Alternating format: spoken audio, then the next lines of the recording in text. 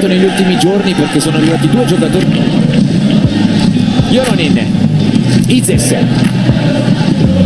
la soluzione che avevamo visto anche settimana di testa di Meroni, poi Dulce prova a controllare, ci pensa anche Tutino alle sue spalle che viene colpita da James. Non avrà un compito semplicissimo Tutino con due giganti come saya akan kembali lagi yang membahas mengenai kabar terbaru dari timnas Indonesia, dan di sini pun saya akan fokus kepada satu pemain keturunan yakni Jaides yang memang sudah hadir di Indonesia, dan ini pun disambut hangat oleh Ketua Umum PSSI yakni Bapak Erick Thohir. Ya, memang di konten sebelumnya saya sudah membahas ya mengenai kedatangan dan juga potensi dirinya ketika membela timnas Indonesia nanti. Tetapi ketika saya melihat banyak di kolom komentar itu banyak yang meragukan kemampuan Jaides. Artinya jika teman-teman meragukan kemampuan dari Jaides, berarti secara otomatis teman-teman juga meragukan keputusan Sintayong. Mengapa seperti itu? Karena saya melihatnya seperti ini. Sintayong itu merekomendasikan Jaides itu karena beberapa analisa dan juga analisis panjang, bukan ketika dia mengutarakan niat untuk membela Indonesia kemudian Sintayong panggil. Tentu jawabannya tidak. Seperti sosok Sandy Walsh, Jordi Amat, Sintayong pun juga tidak main-main. Artinya Sintayong selalu melakukan riset terlebih dahulu sebelum memutuskan kemudian diproses oleh PSSI. Nah, itulah teman-teman, artinya di sini kita harus perlu meyakini bahwa keputusan Sintayong untuk merekrut atau ingin menambah kekuatan baru terkhusus di gelandang bertahan dan juga back tengah ini juga direncanakan matang-matang. Jadi ada gunanya teman-teman ya, dan juga ada fungsinya mengapa Jaides ini dinaturalisasi. Nah, mungkin di sini saya akan memperjelas bagaimana performa dan juga analisis dari sosok Jaides melalui fakta yang akan saya beberkan. Sebenarnya di konten sebelumnya juga saya sudah beberkan, namun di akhir, dan mungkin bagi teman-teman semua banyak yang belum ya melihat karena mungkin banyak yang men-skipnya. Di sini saya akan menjelaskan secara gamblang, jadi silahkan kalian simak, jangan kalian skip agar kalian tidak gagal paham ya teman-teman ya. Dan jangan lupa juga kalian silahkan bantu channel saya dengan tekan like. Jaides memang membela klub besar di Serie B Italia ya, yakni Venezia. Kita ketahui Venezia saat ini berada di peringkat 4 ya klasmen Serie B Italia dengan tak pernah sama sekali kalah, dan ini pun membuat sosok Jaides menjadi pemain yang memang sangat sentral di lini belakang. Ini terbukti teman-teman, saya melihat ya di statistiknya. Oke, sebentar. Nah, di sini saya melihat bahwa untuk statistik dari Jaides ini sangat luar biasa ya di pertandingan musim ini. Oke, sebentar. Di sini saya melihat ya bahwa yang pertama di sini saat melawan Cittadella ya, untuk Jaides ini bermain 90 menit, kemudian Sampdoria juga bermain 90 menit, kemudian Cosenza itu bermain 90 menit, dan kemudian melawan FC Como dengan skor 3-0 ya itu juga bermain 10 menit.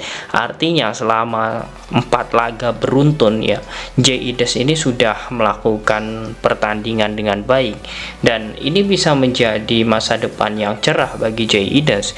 Bisa saja kedepannya dirinya bisa menembus Serie A Italia jika terus-terusan seperti ini. Dan perlu diketahui juga teman-teman bahwa Serie B Italia itu kompetisinya juga sangat kompetitif.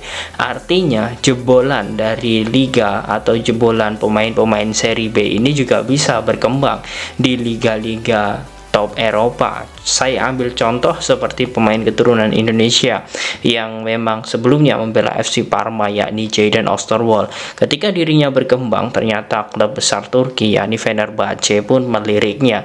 Awalnya juga nilai value-nya atau nilai kontraknya bersama Parma pun hanya kecil ya, yakni 14 miliar, dan sekarang pun bisa menjulang tinggi atau melambung tinggi 80,3 miliar. Artinya memang Serie B ini mencetak beberapa pemain-pemain hebat yang memang itu bisa diorbitkan ke liga-liga top Eropa, termasuk dengan sosok Jaides. Jika dirinya bisa bertahan dan juga konsisten bahkan meningkatkan performanya, saya yakin sekali Jaides ini akan mampu nantinya untuk bisa bisa terbang tinggi menuju karir yang lebih baik, apalagi usianya saat ini masih muda, yakni 23 tahun.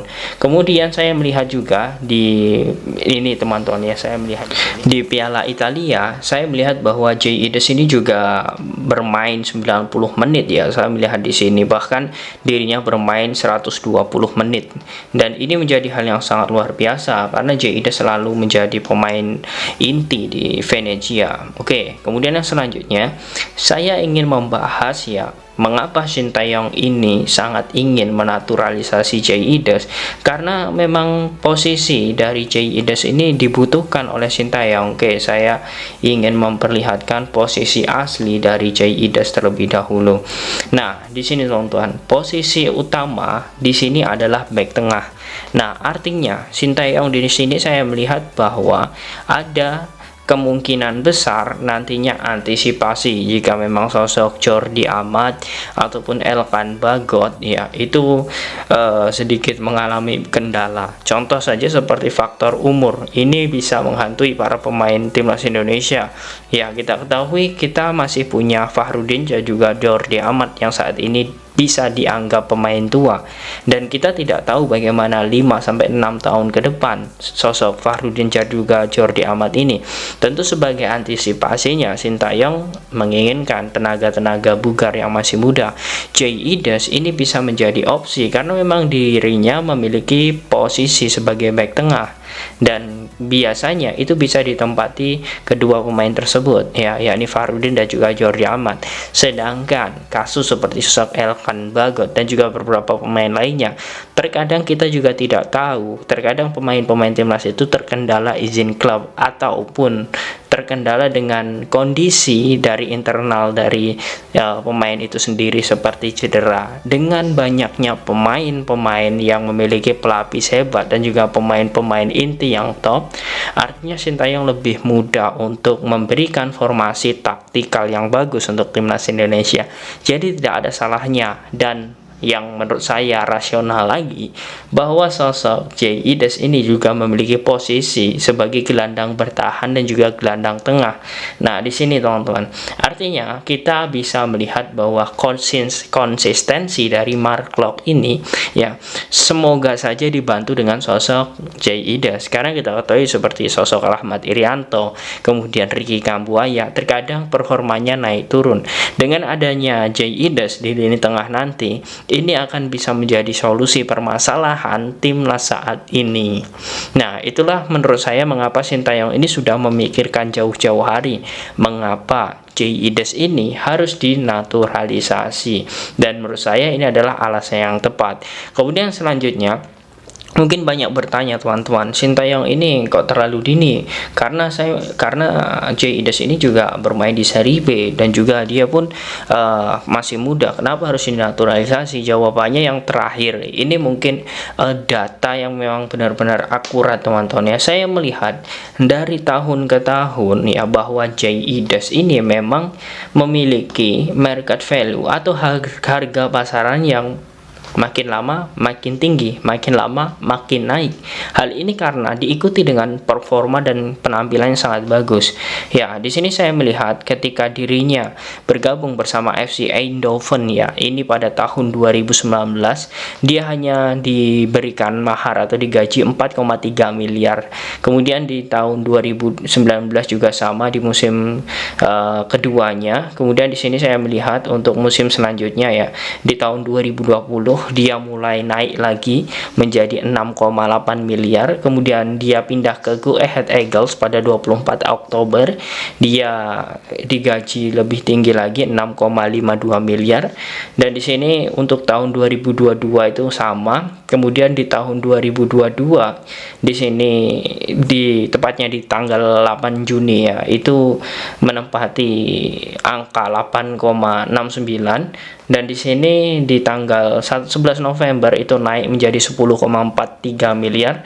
Dan karena ya di tahun 2023 banyak sekali yang mengincar Jay Ides ini, ada klub Liga Denmark, kemudian ada klub dari Liga Spanyol dan juga Liga Italia, yakni Venezia. Memang banyak sekali pada saat itu, dan perebutan Jay Iles ini sempat viral di Liga Belanda dan juga media-media Eropa, karena Jay Iles ini adalah pemain potensial, dan waktu itu dirinya pun ditebus oleh Venezia dengan mahar 13,4 miliar. Artinya Jay Iles ini semakin lama menunjukkan performa dan juga penampilan yang sangat impresif.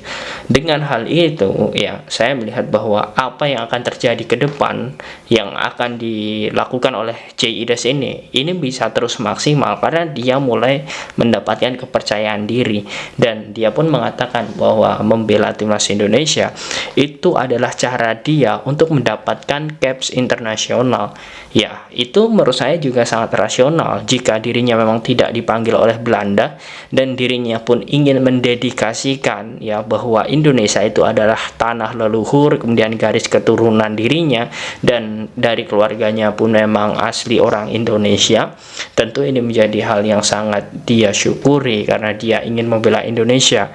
Dan saya melihat dengan datangnya Jay Iles tanpa harus dalam tanda kutip ya meminta uang dan juga lain sebagainya, artinya dia ikhlas membela timnas, ini bisa menjadi nilai positif karena bisa saja dengan kepemimpinan Erick Thohir ini naturalisasi bisa dipercepat. Ya, walaupun geraknya itu semu ya, dalam artian gerak PSSI untuk kepengurusan Erick Thohir ini pasif. Dalam artian pasif itu diam-diam tapi pasti. Tetapi yang jelas ini menjadi nilai plus bagi para pemain keturunan lainnya. Semoga dengan ya hadirnya Jay Iles dan akan segera diproses naturalisasi oleh Indonesia, para pemain-pemain keturunan yang lain itu segera menyusul. Dan ini memang jadi harapan kita semua. Semoga saja sebelum Piala Asia nanti ya kita bisa mendapatkan pemain baru, yakni pemain grade A.